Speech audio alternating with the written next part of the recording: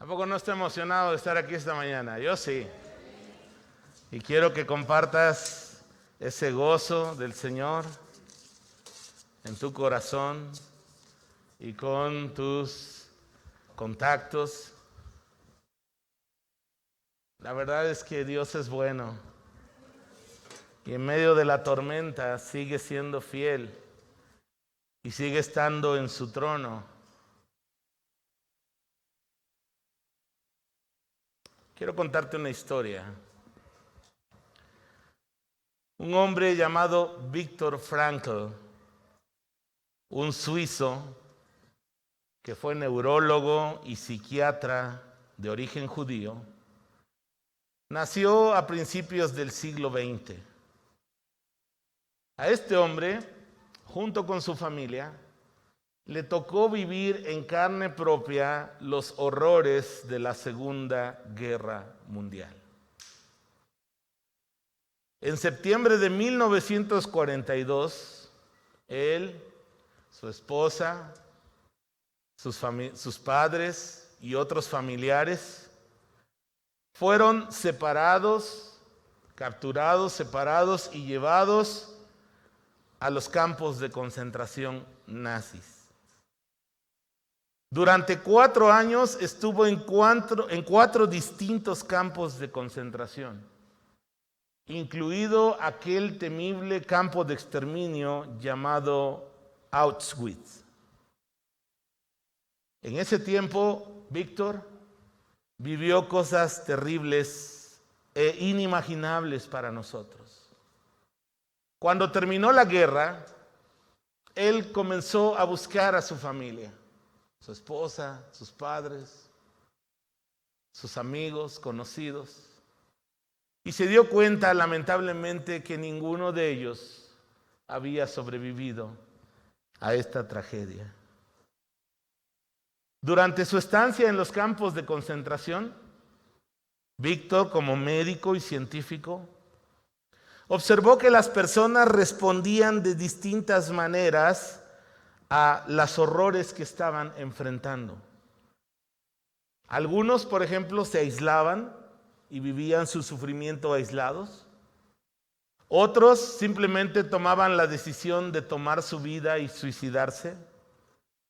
Pero se dio cuenta que había otros más que por alguna razón encontraban la voluntad para vivir y así soportar resignadamente su sufrimiento.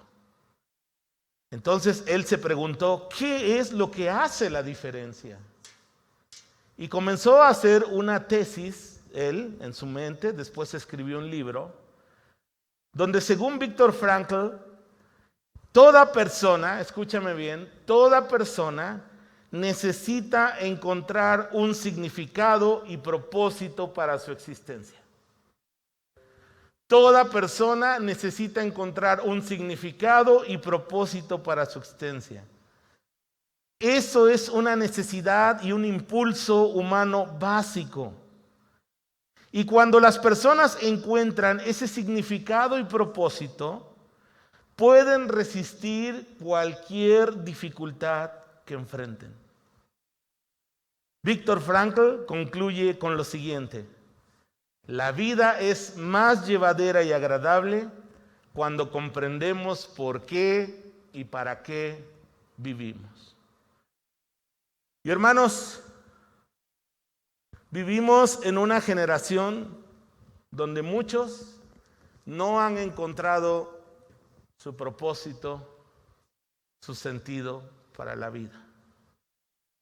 Si algo caracteriza a esta generación que comienza el siglo XXI, es la desesperanza. Hoy puedes ver como muchos niños, incluso adolescentes valiosos y hermosos, toman la decisión de tomar su vida y se suicidan porque no tienen sentido ni propósito para su vida. Hermanos, ahora cuando una persona o una sociedad pierde su significado y propósito, esa persona y esa sociedad comienza a navegar a la deriva. sin rumbo. Muchos se adormecen en la rutina del día a día. Otros tratan de huir a través de las distintas adicciones que están ahí a la orden del día para nuestros jóvenes, para las personas. Algunos más se sumen en la depresión.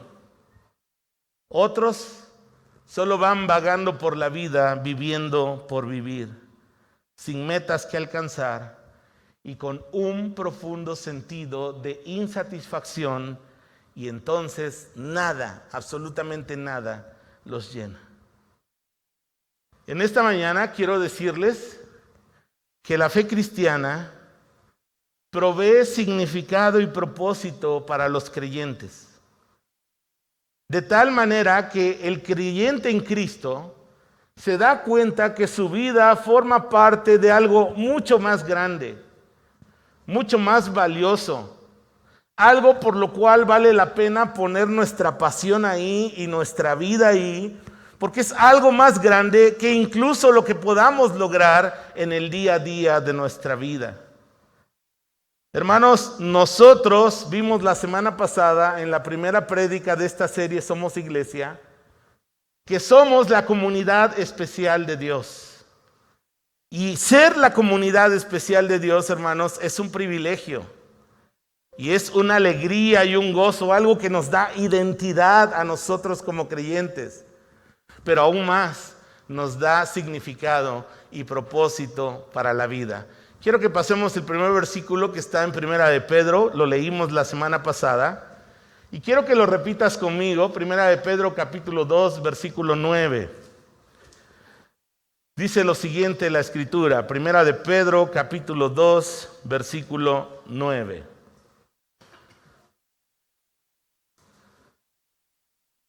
Si lo tienes ahí o si lo quieres leer en la pantalla.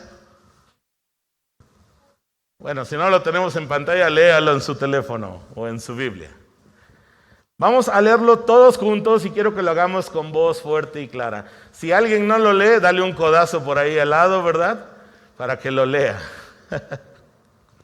Y empieza la agresión, ¿verdad? No, anímalo. Con un codazo. No, no es cierto. Dice la palabra del Señor.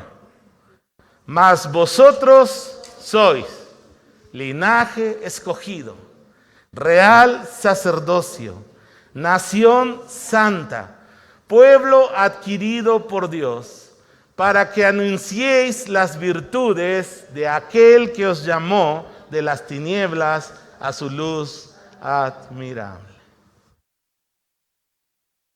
Hermanos, este pasaje, como ya reflexionamos la semana pasada, nos revela la identidad que ahora tenemos en Cristo. Mira, a pesar de que hay 7,000 millones de seres humanos en este planeta, no somos del montón. Somos únicos, pero también somos el especial tesoro de Dios.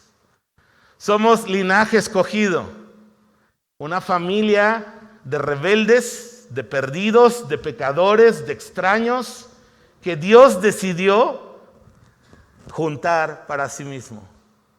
Somos sacerdotes del Rey, con el privilegio, fíjate bien, de presentarnos en la presencia de Dios a favor de los seres humanos y también con la responsabilidad de presentarnos ante los seres humanos en el nombre de Dios. Somos linaje escogido, real sacerdocio, somos nación santa. Hemos sido apartados para la gloria de Dios y sus propósitos. Y finalmente, ¿qué dice? ¿Qué somos?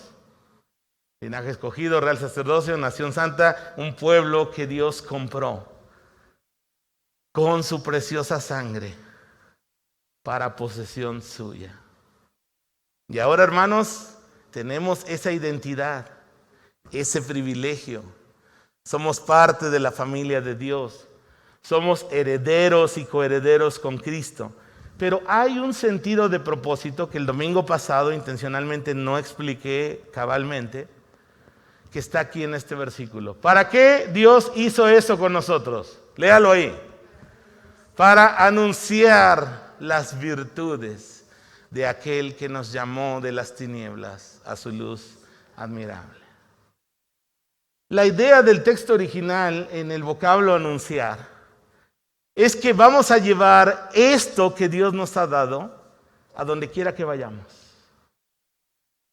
A donde quiera que tú te paras, a donde quiera que tú interactúas, en todas las áreas de influencia de tu vida, tú llevas este mensaje y esta identidad que Dios te ha dado para los que no le conocen. Y luego todavía se pone más interesante, dice el apóstol Pedro, para que anunciéis las virtudes. En otra ocasión he explicado este verso, pero es muy interesante. La palabra griega original es la palabra aretes. ¿Cuántas chicas traen aretes? Muy bien, qué bueno. ¿Y para qué son los aretes? Dígame usted. Pues son para lucirlos, ¿no? Mira qué bien le cuelgan de sus orejas esos aretes. Pues tú y yo somos aretes, somos adornos de lo que la gracia de Dios puede hacer en medio de pecadores que vivían en tinieblas y que ahora hemos sido llamados a la luz.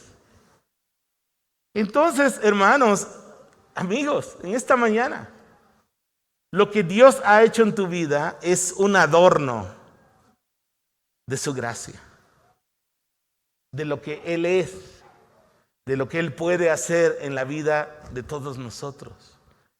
Que éramos rebeldes, que éramos extraviados, que vivíamos aborrecibles y aborreciéndonos unos a otros, pero ahora hemos sido encontrados por Dios, hemos sido perdonados, hemos sido reconciliados y ahora, hermanos, somos la comunidad especial de Dios para que podamos anunciar esos aretes, esas virtudes de aquel que nos llamó, a ti y a mí, de las tinieblas a su luz admirable.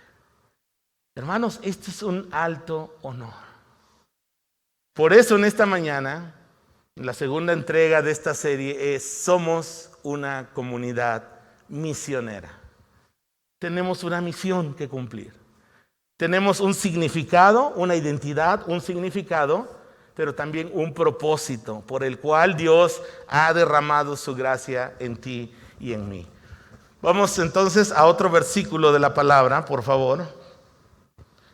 Y abre tu Biblia en un pasaje que va a ser muy conocido para ti, el primer versículo. Pero hoy vamos a descubrir que ese primer versículo justo nos da ese sentido de propósito. Segunda de Corintios, por favor, capítulo 5. Segunda de Corintios, capítulo 5. Versículos del 17 al 21. Segunda de Corintios, capítulo 5, versículo 17 al 21. Dice la palabra del Señor. De modo, este te lo sabes de memoria, ¿verdad? De modo que si alguno está en Cristo, dilo conmigo, nueva criatura es. Las cosas viejas pasaron. He aquí, todas son hechas nuevas. Pero mira los siguientes versículos. Y todo esto proviene de Dios, quien nos reconcilió consigo mismo por Cristo y nos dio el ministerio de la reconciliación. Que Dios estaba en Cristo reconciliando consigo al mundo, no tomándoles en cuenta a los hombres sus pecados, y nos encargó, ahí subráyele, y nos encargó a nosotros la palabra de la reconciliación. Así que somos embajadores en nombre de Cristo, como si Dios rogase por medio de nosotros. Os rogamos en nombre de Cristo, reconciliaos con Dios, al que no conoció pecado. Por nosotros lo hizo pecado, para que nosotros fuésemos hechos justicia de Dios en él. Este es un pasaje extraordinario, hermanos.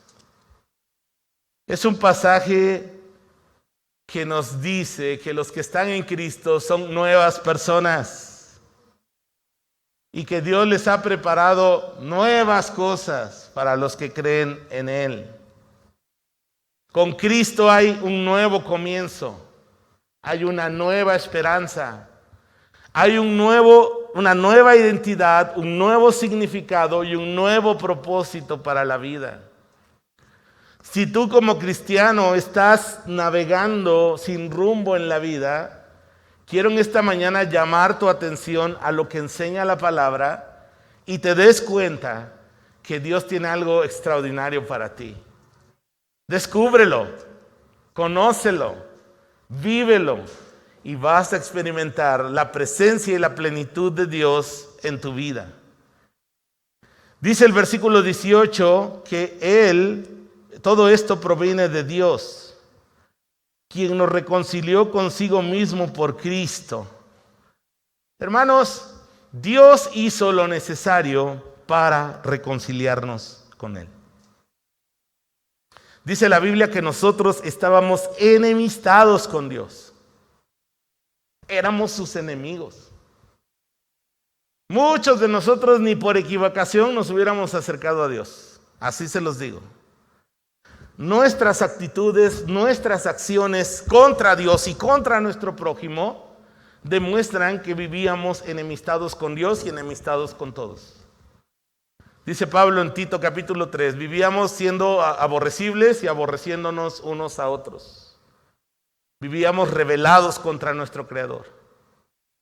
Pero Dios, que es bueno, Él hizo lo necesario para quitar esas diferencias, para quitar todo obstáculo que impidiera que tú y Dios, que yo y Dios pudiéramos tener un acercamiento.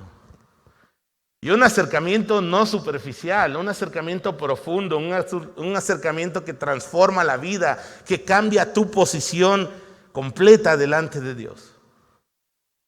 Cuando estábamos sin Cristo, hermanos, tú y yo estábamos muertos en nuestros delitos y pecados. Muertos. Ese es el estado espiritual de todo aquel que no conoce a Dios. Muerto espiritualmente. Pero Dios manifestó su bondad en que Él hizo todo para que nosotros pudiéramos ser reconciliados con Dios. Quitó la culpa de nuestro pecado, Él pagó el precio de nuestra maldad. Jesucristo recibió el castigo justo que había por nuestro pecado cuando murió en la cruz del Calvario. Y ahí Él ganó para nosotros, fíjate bien, en lugar de juicio, ganó perdón. En lugar de condenación, ganó nuestra justificación. En lugar de muerte, Cristo ahí ganó nuestra vida. Y ahora, hermanos, tenemos en Cristo esa nueva identidad. Y Él nos ha reconciliado con Él. Y ahora estamos en paz con Dios. Y por esa razón podemos llamarle a Dios nuestro Padre. Por esa razón podemos ir a su presencia en oración. Por eso somos ahora parte de una comunidad de fe que es la familia de Dios. Y por eso, hermanos, estamos destinados para la gloria de su reino. Pero Él lo hizo todo. No hay en nosotros algo así como dignidad en el sentido de que nosotros hubiéramos logrado algo para merecerlo. No es que éramos una joya que Dios encontró y dijo, wow, qué bueno. Éramos una piedra cualquiera y Dios fue el que del polvo nos levantó y nos ha llevado a su tesoro especial. ¿Y qué dice el versículo 18? Ok, Dios nos reconcilió, todo esto proviene de Dios. Nos reconcilió consigo mismo. ¿Y qué dice al final de este versículo? Y nos dio algo. ¿Qué nos dio? El ministerio de la reconciliación.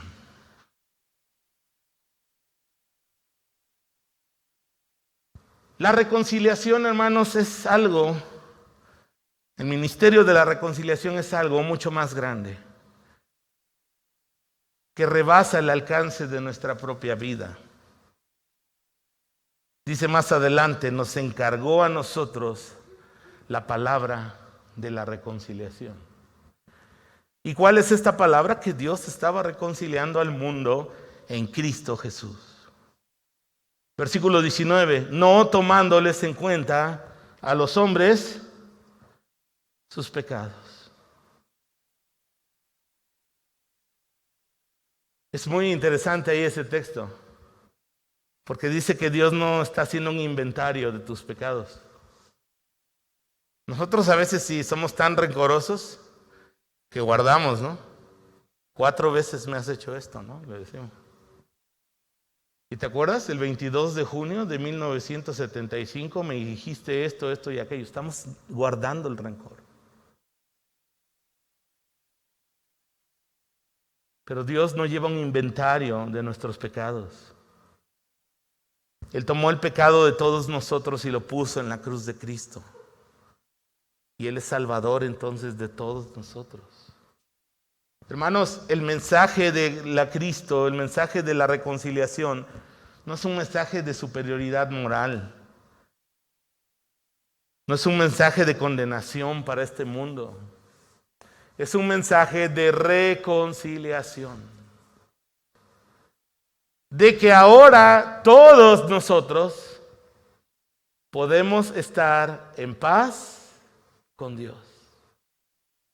En paz con los demás seres humanos. Hoy que tanto se habla de la no discriminación, vivimos en un mundo de dobles, triples, cuádruples morales. Hoy que vivimos en un mundo de la tolerancia, ¿verdad?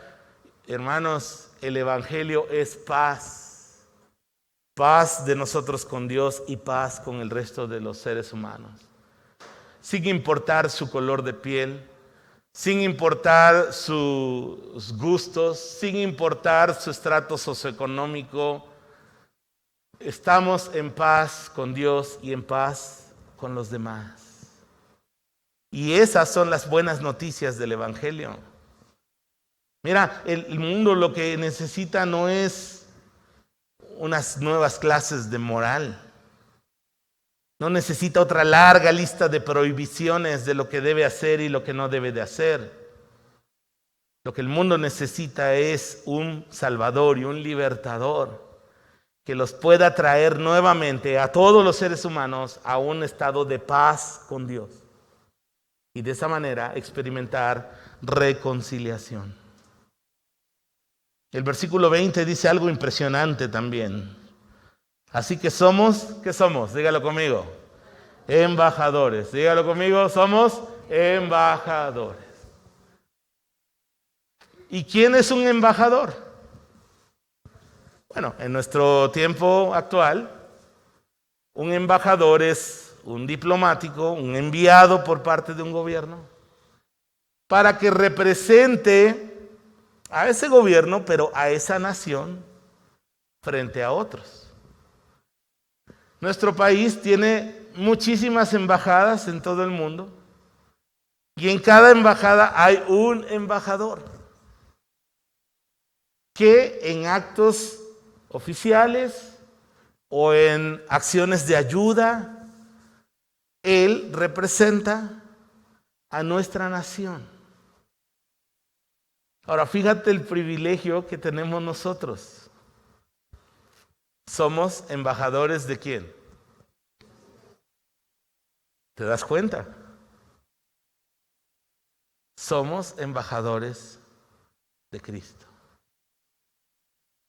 Representamos a Jesús, a Dios, a donde quiera que vayamos,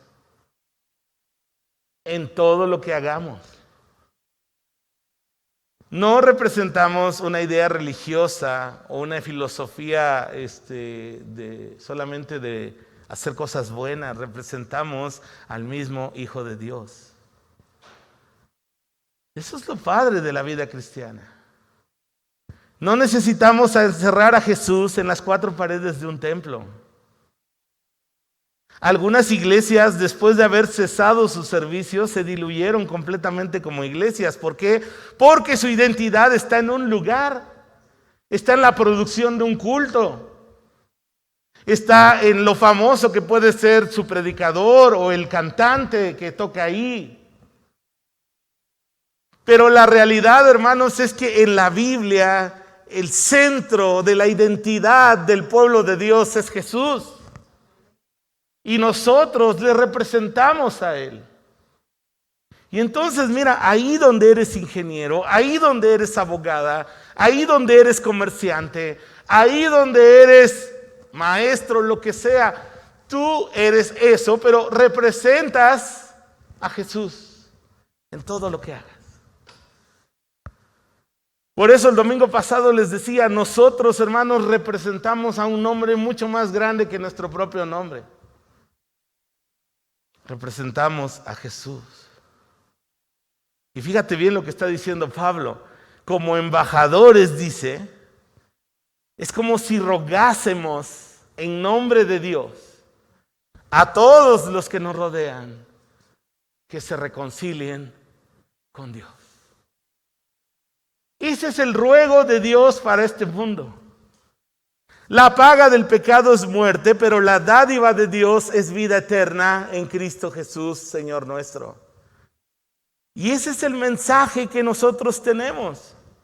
Esa es la misión que hemos recibido de Dios. La iglesia, hermanos, es representante de Cristo y es misionera porque se le ha encomendado el ministerio de la reconciliación y la palabra de la reconciliación para con las demás personas. Así que, hermanos, abre tu Biblia, por favor, ahora.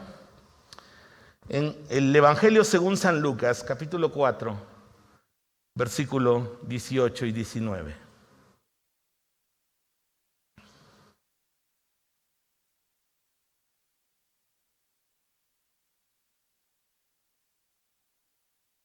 Lucas capítulo 4, versículos 18 y 19. Quiero leer este versículo, este párrafo, porque es la declaración de propósito de Jesús aquí en su encarnación en la tierra. Se levantó en la sinagoga, abrió el rollo de Isaías en este capítulo 61 y Jesús leyó las siguientes palabras. El Espíritu del Señor está sobre mí, por cuanto me ha ungido Dios. Y fíjate bien, ¿para qué? Para dar buenas nuevas a los pobres. Me ha enviado a sanar a los quebrantados de corazón, a pregonar libertad a los cautivos y vista a los ciegos, a poner en libertad a los oprimidos, a predicar el año agradable del Señor. Hermanos, esta es la declaración de propósito de Jesús, el Hijo de Dios. Es una declaración de buenas noticias. El cristiano, hermanos, a pesar de lo pesimista que sea este mundo, a pesar de las malas noticias que vemos, a pesar que todos los días te digan en los medios que la situación nunca va a volver a la normalidad, el cristiano tiene buenas noticias. Las buenas noticias que deben ser proclamadas a los pobres. Tiene noticias que sanan al corazón quebrantado, que pregonan libertad a los cautivos y oprimidos, que nos dicen que este es el tiempo agradable del Señor para reconciliarse con Él. La misión de Jesús, hermanos, responde a las necesidades más apremiantes de las personas. No se trata de un mensaje solamente dado en palabras, sino articulado con la realidad a través de acciones claras y prácticas para suplir la necesidad de los pobres, de aquellos que tienen el corazón roto, de aquellos que están cautivos y oprimidos por el diablo. Hermanos, Jesús lo vemos en su ministerio terrenal haciendo estas cosas. La acción de Jesús y la acción de la iglesia no se puede quedar en meras palabras. Tiene que trascender aquellas cosas prácticas, aquellas cosas como Jesús lo hizo, alimentó a los hambrientos, multiplicó el pan, los peces, para alimentar multitudes de pobres. Jesús sanó la enfermedad de muchísimos. Los liberó de la opresión del diablo. ¿Cuántas veces en los evangelios no vemos a Jesús con su autoridad mesiánica liberando a personas de la opresión del diablo y de espíritus malignos? Hermanos, vemos a Jesús dando palabras de consuelo en medio del dolor. Vemos a Jesús dando palabras de vida a aquellos que estaban muertos. Vemos a Jesús dando y proclamando libertad a todos nosotros que como pecadores vivimos cautivos. Hermanos, el mensaje de Jesús para este tiempo es un mensaje de reconciliación, un mensaje de buenas noticias. Y hermanos, nosotros como iglesia, al ser representantes de Jesús y al habérsenos encargado el ministerio de la reconciliación, debemos ir mucho más allá de las palabras. Hermanos, amigos, que nuestra fe sea mucho más que palabras. Eso tiene poder. Eso toca vidas. Eso satisface necesidades. Porque Jesús nos ha encomendado su propia misión. En el Evangelio, según San Juan, Jesús le dijo a sus discípulos: como el Padre me ha enviado a mí, así yo también los envío a ustedes. Y Jesús quiere que tú y yo, fíjate bien, seamos parte de esa misión. La misión entonces de cada creyente, hermanos, es que con acciones claras y prácticas suplamos necesidades en las personas de nuestra comunidad de fe y de los que nos rodean. ¿Qué debe hacer la iglesia en tiempos de COVID-19? Hermanos, la iglesia no debe estar llena de temor. Ciertamente nos hemos dejado de congregar como lo hacíamos antes, por respeto a la autoridad y por prudencia para aquellos que pudieran enfermar y que pudieran desarrollar una versión fuerte de la enfermedad peligrosa. Pero hermanos, si lo que nos hace ser iglesia es venir a un templo, no hemos entendido ni la naturaleza de la iglesia, ni la misión de la iglesia. Hermanos, como iglesia en tiempos de COVID no debemos guardar silencio. Si hay mentiras que se han publicado, debemos declarar la verdad. Pero también no debemos permanecer pasivos ante la crisis social que estamos viviendo. Debemos encontrar oportunidades y ser creativos para llevar adelante la misión de Dios en nuestras vidas y en esta tierra. Hoy las personas tienen necesidades físicas. Por eso la iglesia ha comprado despensas y ha regalado despensas. Pero no debemos quedarnos viendo nomás como decir, bueno, que lo haga la iglesia, ¿no? ¿Qué puedes hacer tú hoy, mañana, en la semana, para poder satisfacer esas necesidades? ¿Qué tal que cuando vayas en tu auto lleves unas bolsitas con una manzana, un plátano, un pan? Y aquel que ves que está necesitando, regálaselo.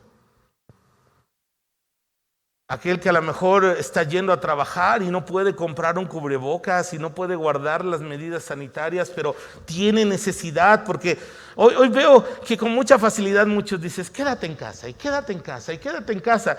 Y ese es un privilegio de clase media y de ricos, hermanos. Pero hay gente que en el día a día tiene que salir a ganarse el pan. Y hay gente que ha perdido toda posibilidad de ganarse el pan porque está en medio de una enfermedad, está en medio de situaciones complicadas realmente. Ahí la iglesia tiene que emprender acciones prácticas. Y cuando Dios te permita a ti mirar una necesidad, por favor, no la agarres y se la eches a los demás. Entrando a la sección de lo que callamos los pastores. Muchas veces me llaman y me dicen, pastor, fíjese que yo vi una persona así, así, y como que necesita esto, y está bueno si me lo compartes para orar. Pero la neta, si Dios te dio a ti el ver esa necesidad, en el nombre del Señor, por su gracia y con tus recursos, tú satisface esa necesidad. Porque tú eres embajador. Tú representas a Cristo. Y no le transfieras la carga a los demás. Es como si yo veo una necesidad y lo primero que hago es hablarle a Omar y le digo, Omar, pues deberías de ir, ¿no? Es bueno. Es lo que los cristianos debemos de hacer, ¿no? Pero somos como especialistas en ole y ole, ¿verdad? Como que no nos cae el 20 de que nosotros, todos, somos embajadores de Cristo y representamos la misión de Jesús aquí en la tierra.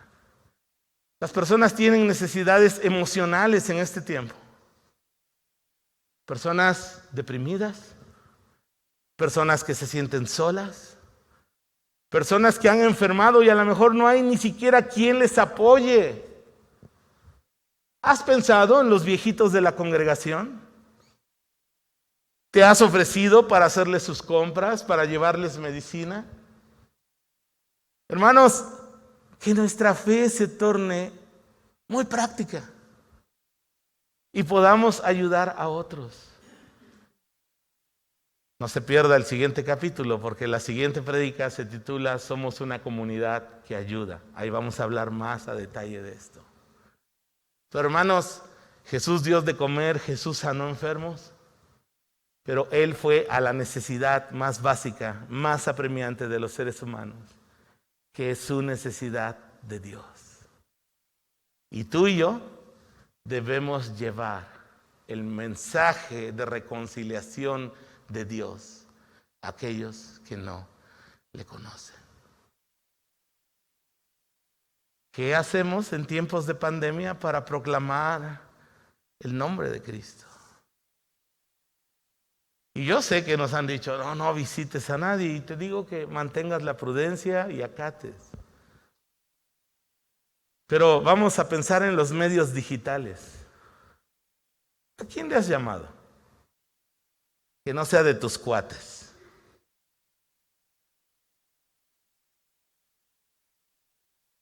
Quiero dejarte un reto. Le vamos a llamar el reto 3x1. Esta semana quiero desafiarte a que ores por 3 personas por las que no sueles orar. Sí, voy a orar por Suri, por Sally y por mi esposa. Ya está. Porque eso hacemos, hermanos. Somos tan egoístas y estamos tan cerrados en nuestro círculo que lo único que hago es mirar a mí y a mi familia. No, quiero dejarte este reto. Vas a orar por 3 personas por las que no sueles orar. Y de esas 3, por favor, escoges a una y contáctala. Y hazle saber que Jesús la ama, que tú le amas en el Señor y que estás ahí para lo que se ofrezca. ¿Tomas el reto? No veo mucho entusiasmo. ¿Tomas el reto? Tómalo. Vamos a terminar con lo siguiente.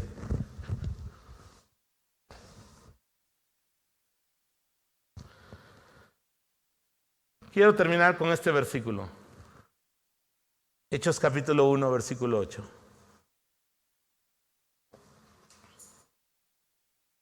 Hechos capítulo 1, versículo 8. Pero recibiréis poder cuando haya venido sobre vosotros el Espíritu Santo. Jesús dijo, el Espíritu del Señor está sobre mí. Aquí Jesús dice, recibirán poder cuando haya venido sobre vosotros el Espíritu Santo. Y me seréis, dilo conmigo fuerte, testigos en Jerusalén, en toda Judea, en Samaria y hasta lo último de la tierra. Que Dios bendiga su palabra. Terminemos con una oración. Señor, venimos delante de ti, agradecidos porque somos el especial tesoro, la comunidad especial de Dios aquí en la tierra. También gracias por darnos una identidad. Gracias por darle significado y propósito a nuestra vida. Y ahora te pedimos que con honor, que dignamente podamos representar a ti y a la misión que nos has encomendado. En el precioso nombre de Jesús te lo pedimos. Amén. Muy bien, vamos a pasar al tiempo de los bautismos. Así que voy a pedir a nuestros hermanos que se van a bautizar.